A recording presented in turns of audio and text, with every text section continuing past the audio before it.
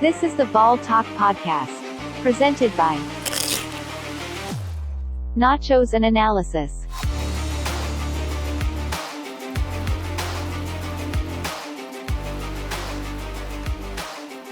What's going on, Tiger fans? Today is Thursday, March 30th, and welcome to the 9th episode of the Ball Talk Podcast, presented by Nachos and Analysis.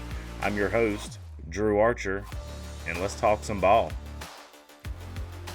It was another big week for the Clemson softball team. They moved to 33-1, 9-0 in the Atlantic Coast Conference. They defeat rivals South Carolina this week to remain 4-0 all-time against the Gamecocks. Threw this out on Twitter earlier this week. In the first three meetings, the Tigers had outscored the Gamecocks 17-2. With Tuesday night's victory, 10-0 run rule victory, the Tigers have now outscored the Gamecocks 27-2 in four meetings. The Tigers in four meetings only given up 2 runs to the Gamecocks. It was an exciting game, a great way to wrap up a successful weekend in Atlantic Coast Conference play and keep the momentum going heading into another conference series this weekend. On the baseball diamond, the Tigers dropped their second ACC tournament this week. They lose 2-1 to Georgia Tech. Last weekend was one of those unique weekends where both the men's and women's playing at the same place, playing at the same team. So both teams had Georgia Tech this weekend. Softball had a little bit better luck. However, there was a bright spot. That bright spot, Caden Grice. You heard me be critical of him earlier this season. He was voted Co-ACC Player of the Week. Had a great two-way player week on the mound and at the plate. In 3 games at Georgia Tech, he was 4 for 12 with 3 home runs, 8 RBIs, and 4 runs. Baseball gets back in the win column. They win Sunday to avoid the sweep with Georgia Tech, and then traveled to Columbia for a neutral site game to wrap up the 2-game series with Coastal Carolina. The guys get it done there against Coastal. So a big week, a really big weekend happening this weekend at Doug Kingsmore Stadium. Number 2 Wake Forest comes to town. So a really, really tough test for Coach Bakich this weekend. So we're going to talk a little bit about everything I just touched on. In addition, we're going to be joined by Amanda FitzWilliam. She is a member of the Cagle's Corner, and if you have not heard that yet, be on the lookout because you will see it. They have taken over the right field area outside of McWhorter Stadium, complete with pickup trucks and scaffolding and all that good stuff. So she's going to join the show at the very end to discuss the origins of Cagle's Corner. They've made it on TV. They've had football players out there hanging out. We got the invite to come hang out there this week against South Carolina, so it was a fun time, and really appreciate Amanda coming by and kind of talking a little Clemson softball with us. So big episode. But without further ado, let's get into Clemson softball. As we touched on in the opener, the Tigers travel to Atlanta to face Georgia Tech this weekend. The ladies come home victorious with a 3-game sweep. In those 3 games, you wrap up 2 of them with a run rule. So the Tigers go down to Atlanta, take care of business, and got started hot on Friday. Friday, they tallied 8 hits, 7 walks. Cagle, Logaleo, Moore all had 2 hits. Mackenzie Clark and Allie Miklish each had 1. Logaleo brought home a team-high 4 RBIs, while Cagle followed up with 2. So a big performance there. Cagle started in the circle and threw 4 innings with 9 strikeouts, earned her 14th win of the year. Was replaced by Brooke McCubbin in the 5th. So great way to kick off the series with Georgia Tech with some momentum. getting the Yellow Jackets there in the 5-inning run rule before they head into Game 2 on Saturday. Saturday, the Tigers had 11 hits, including 4 home runs to down the Yellow Jackets Saturday. Caroline Jacobson notched two home run game. Her second game as a Tiger with 2 homers. Valerie Cagle and Davenport both contributed a home run apiece. Miklish led the Tigers at the plate, going 3 for 4 with 1 RBI and 1 run scored, while Davenport brought in 4 RBIs. So right now, and I was listening to the Roar this morning, kind of recapping the South Carolina game, and it was put simply by a caller, and I believe it was a Gamecock fan that called in. Clemson has the offense down, they have the defense down, they have the pitching down. This is a complete team, and they're winning by scoring a lot of runs, suffocating you with that excellent pitching staff there, and nothing really changed heading into the final game of the series on Sunday. Sunday, Clemson erupted for 8 runs in the top of the 5th to propel the Tigers to a 13-0 run rule victory over Georgia Tech. Cagle gets the win here in the 5-inning game. So just day in, day out, game in, game out, these girls are continuously proving that they're to be reckoned with on this national scene when it comes to softball. Depending on what poll you look at, they're still hovering around that 4th or 5th ranking in the nation, and very warranted. So the more you get into the meat of this ACC schedule, though, you're going to get tested a little bit more, and I'm honestly really looking to see how this team stacks up to the level of competition that they're going to be having here shortly. And then, as we mentioned, Tuesday, a 10-0 run rule game against rival South Carolina. The environment out there at McWhorter Stadium was absolutely raucous. It was slam-packed. Took my wife there for the first time. She had not been to a softball game, and as we pull up, she goes, "Oh, is there a baseball game here today too?" Because she was just absolutely amazed at how many people were out there to support this team. And it was a great time, as we mentioned at the top. Hung out in Cagle's corner, got to meet the folks out there. Really awesome group. Going to learn a little bit more about them here later in the episode with our interview with Amanda. But what an awesome throwback way to enjoy some Clemson softball. It's 20 years after the origin story of the Cajun Cafe with the pickup trucks and scaffolding and cooking out there in the outfield.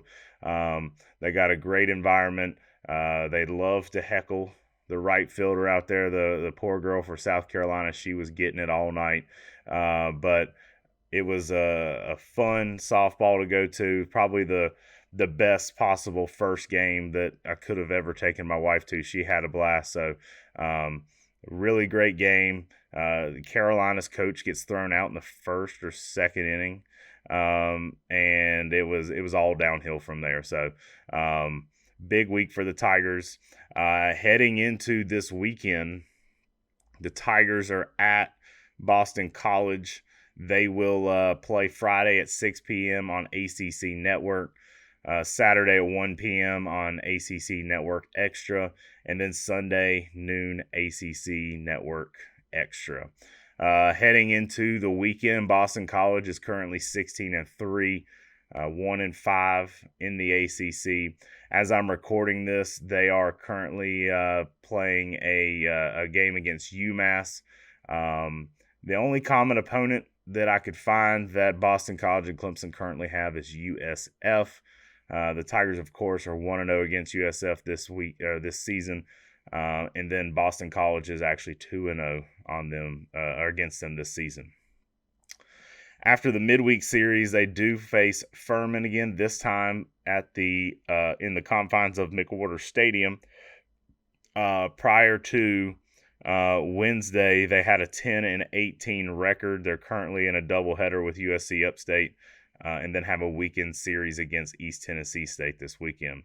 And as we mentioned, the Tigers have faced them once this season. It was on Valentine's Day. The Tigers win 10-0 in that matchup there. So the softball season keeps trucking along. It's not slowing down, and it's getting more and more exciting each week. So big week for the softball team, and really look forward to talking about this series next week. Before we get to baseball, we got to mention our sponsor, Pump Monkey Septic Service. Pump Monkey is located here in the Upstate and is owned and operated by Clemson alumni Alan Powell. We've touched on it many times. Septic service is not something you want to be looking for when you are in a bind. All right. Give Pump Monkey Septic Service a call. You can reach them on the phone, and you can reach them via text message at 864-710-2211. Again, 864-710-2211. You can also find them on Facebook and Instagram. I reached out to Alan. He's got some cool new merch that he's just purchased. Looking forward to hopefully wearing one of those cool hats that he has on a future episode here. So when the dump is funky, don't forget, call Pump Monkey. All right, Clemson baseball. The Tigers dropped their second ACC series of the season, 2-1. They got that one win on Sunday. Thankfully, had a busy weekend, did not get a chance to really watch baseball at all this weekend. I listened to a little bit of Saturday's game on the radio, but Sunday happened to be the day that I had off to watch baseball and softball, so I did the old dual screen, one on softball, one on baseball, and glad I got to see a baseball victory. So second consecutive conference loss. They were down in Atlanta this weekend. And I'm always reminded what a beautiful setting for college baseball. Maybe not the most updated stadium there at Georgia Tech, but the views you have looking out past center field of that Atlanta skyline. One of the really cool, it's one of the coolest ballparks in college baseball. Another perk, they also sell beer out there as well. I went out there a couple years ago on Mother's Day. It's one of those where you forget to put sunscreen on, come back absolutely roasted, and as you can tell, if you're watching this video on YouTube, a little sunburn here. Spent a little time out at Furman today helping out with Special Olympics, but yeah, that day in Atlanta a couple years ago got absolutely roasted by the sun. But I was planning to attend Saturday's game in Atlanta and reached out to someone who lives in Atlanta. I was like, hey, I may come down for this game if you want to go. And they were like, yeah, there's a chance of rain, so you might want to look at it and keep an eye on it. I was like, at that point, I was like, nah, I'll just hold off and not go. Well, I'm glad I did not go on Saturday. We're going to touch on Saturday's game here in a minute because that was not a good day for the Tigers, to say the least. We'll start with Friday. They lose in 11 innings by a score of 4-3. The Tigers were leading 3-1 in the 7th inning, only to give up the tying run in the very next inning. They go to extra innings. Georgia Tech hits a run-scoring double in the 11th to walk it off for the Yellow Jackets to win 4-3. On to Saturday, and I have no analysis. I'm looking at my notes right here. My notes say home runs. Georgia Tech hit a lot of home runs, and granted, Clemson hit a couple themselves. Or maybe it was one. I can't remember. I know Grice hit a home run somewhere in there, but it did not put a dent in this Georgia Tech offense because the Tigers dropped game 2 of the series 16-3. It was an absolute massacre. The Yellow Jackets had 19 hits. The Tigers could not get any offense going. The Tigers bullpen could not help but just get lit up Saturday. That is all I'm going to say about that one. Moving on to Sunday, the bright spot. The one game I did get to watch this weekend, Caden Grice on the mound. He hit a 3-run homer and a 2-run homer and earned the win by pitching a career-high 5 innings, allowing just 3 hits and 1 run and 6 strikeouts. It was his first ever start on the road as a pitcher for the Tigers. I take back everything that I said that one time that apparently got him upset and unfollowed us on Twitter. Caden's back. Caden Grice is back. All these home runs, this excellent job on the mound, I will forgive him for drawing a line in the sand at Fluor Field against South Carolina. All right, it's pure frustration, but we are seeing glimpses of Caden Grice, freshman Caden Grice. He's pitching extremely well. He's throwing people out. He's back to hitting home runs again. It's good to have the Caden Grice that we knew we had in the dugout all along. It's good to know that he is back. So Tigers get a win Sunday, 14-5, and then they wrap up the week with a midweek game in Columbia against College of Charleston. Darden earns his first career win as he surrendered 7 hits, all singles, by the way. He gave up just 1 run and 2 walks. Speaking of Grice there a minute ago, he had a triple and a home run in this game, which from what I've heard about this home run, I did not see it because I was at the softball game, but that home run is described to me as would have gone over the batter's eye in center field at Doug Kingsmore Stadium. So, looking ahead this weekend, the Tigers, they got a challenge. Number 2 Wake Forest comes to town, and they're mixing up the series a little bit this weekend. So if you're listening to this as it drops, the baseball game is currently in progress. They're doing a Thursday, Friday, Saturday weekend series. So this first game will begin at 7 o'clock on the ACC network. Then again, Friday night at 6 o'clock. So 2 later games with this series, giving the teams almost a full 24 hours in between the games here, a little bit more time than usual. And then the series is wrapping up Saturday at 2 o'clock. That'll be on ACC Network Extra. But Wake Forest, 23-3 on the season, 7-2 in the Atlantic Coast Conference. The story of this team is pitching. They probably have the best pitching staff in the ACC, and they strike people out. They really strike people out. This is going to be a battle this weekend. Caden Grice coming on at the right time.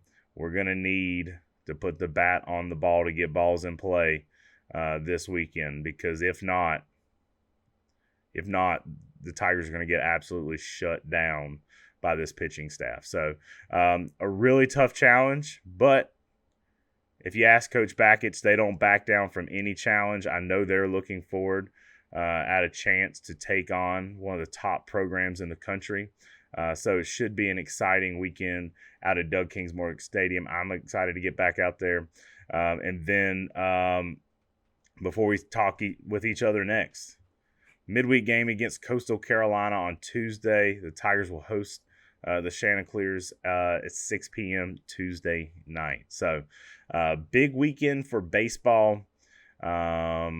Looking forward to having a free weekend to where I can dedicate and watch some baseball. The last couple weekends I've been working or out of town and have not had the ability to watch. So looking forward to getting out there.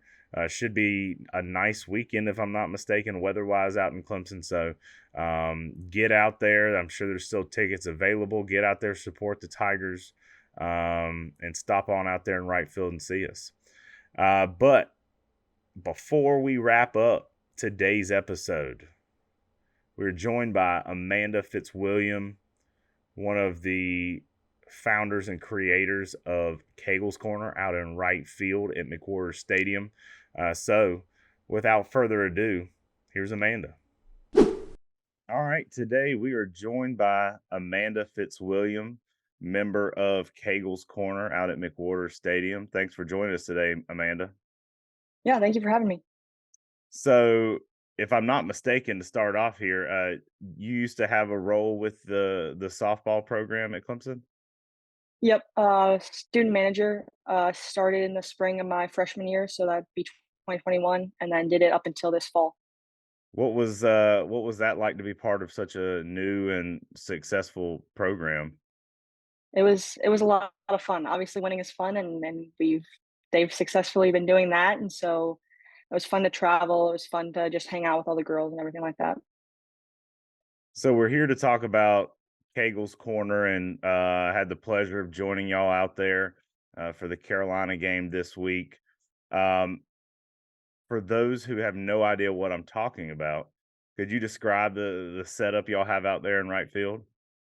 Yeah, so one of my friends has a Ford F-150, so we two of my friends are in construction science, so we got a bunch of wood together and made a platform that is in the bed of his truck, folds out outside the bed of his truck. So, I mean, I think we've gotten at least 15 people on that thing, and it's been sturdy and watch the games from the outfield. And how did all of this come about? Was it? I think I remember discussing yesterday. It actually started last year in the regionals.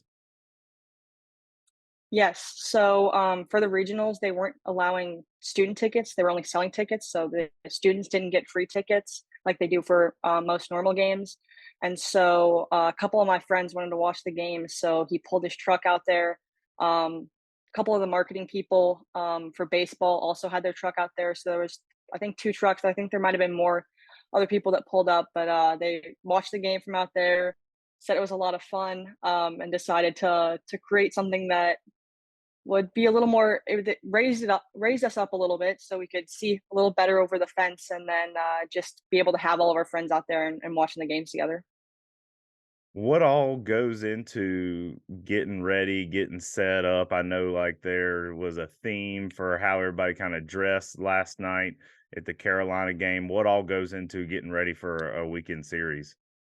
Yeah, so we have a group chat. We text what the theme is going to be. We're trying to get the TV time, of course. So we got to do something to get the cameras on us. But even just the setup, once his truck gets there, we have cinder blocks we put under to help his suspension, so it's the bed's not jumping up and down. And then we have another piece of wood we put on top of the platform once it's out that allows us to be even a little bit higher. So I think we've gotten it down. The first game was a little tricky, but we got it down, and I think we have this set up in less than 5 minutes now, even with two people. So we've gotten it all gotten the errors out of the way early in the season. But yeah, it's an easy setup and wrap up now. Y'all have gotten efficient there, and Yes. y'all have to kind of get there a day or so before for some games to kind of block off the area. Yeah, we have the cinder blocks we put under his truck. We kind of stick out, so we put them in the way so people can't park in our spots. So we can pull right in. We figured that out the hard way when one of the tournaments when some people had parked there and we had to ask them if they could move their cars. So we made sure we kind of reserved our area now, right there in right field.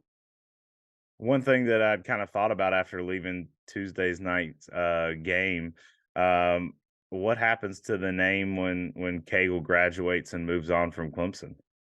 Yeah, that's what one of the other guys was asking. But we're all going to be graduating the same year, so we'll be going too. But we're hoping we can find some people to keep the tradition going.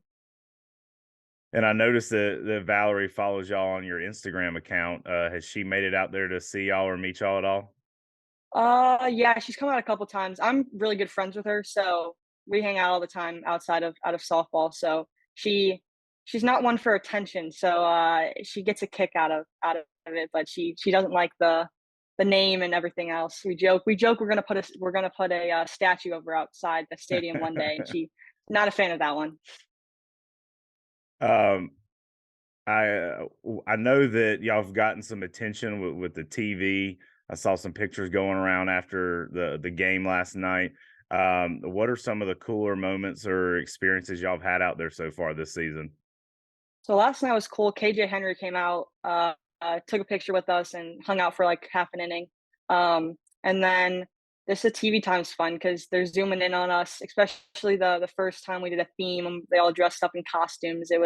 We were on the TV every half inning. It seemed like so. It's been a lot of fun because we like to interact with the TV people. One of my friends is one of the people that does TV for Clemson, and she said the announcers and everyone love us because we're always ready to be on TV. We're always going to do something whenever we see the camera on us. Well, lastly, before I let you go, and you kind of have a relationship with this program, and it seems to me that this might be Coach Rittman's best team so far in the brief history of this program. What are your thoughts on this team? Definitely. I mean, I've said this since the first game they played this year that there's not an easy out in the lineup. Everyone up and down is a threat to score to hit a home run. I think almost everyone's hit a home run this year already. And then the defense. I mean, they're making it on Sports Center or NCAA every week with some play that someone's doing out there. So I mean, it's a crazy team that they've been able to put together with, and especially with such a short time that the program's been established. Yeah, I think Sports Center needs to just go ahead and just designate a spot in the top 10 for Logaleo with all those catches she's making out there. She had another great one against South Carolina the other night Yeah, too. So, it was crazy. Amanda, thank you for joining me today. I did want to let our listeners know you can find them on Twitter at Cagle's Corner CU and on Instagram at Cagle's Corner Clemson. Give them a follow. And Amanda, thank you for giving me 10 minutes of your time. Yeah, of course, and you're welcome to come to any of the rest of the games you want. It was a lot of fun having you all out there. Awesome. Thank you. Thanks to Amanda for joining the show today. Really appreciate her taking her time and sharing all that with us. But that is today's episode 9 in the books. I realized I forgot to mention, and this is becoming a theme with this podcast, which I don't want to make it a theme, but I did forget to post a Twitter poll, so we did not do a Twitter poll this week. But next week, I promise, we'll be back with a Twitter poll. Like, subscribe, do whatever you got to do on Twitter, Instagram, Facebook, YouTube. We appreciate all you loyal listeners. And next week, join me and we'll talk some ball. Peace.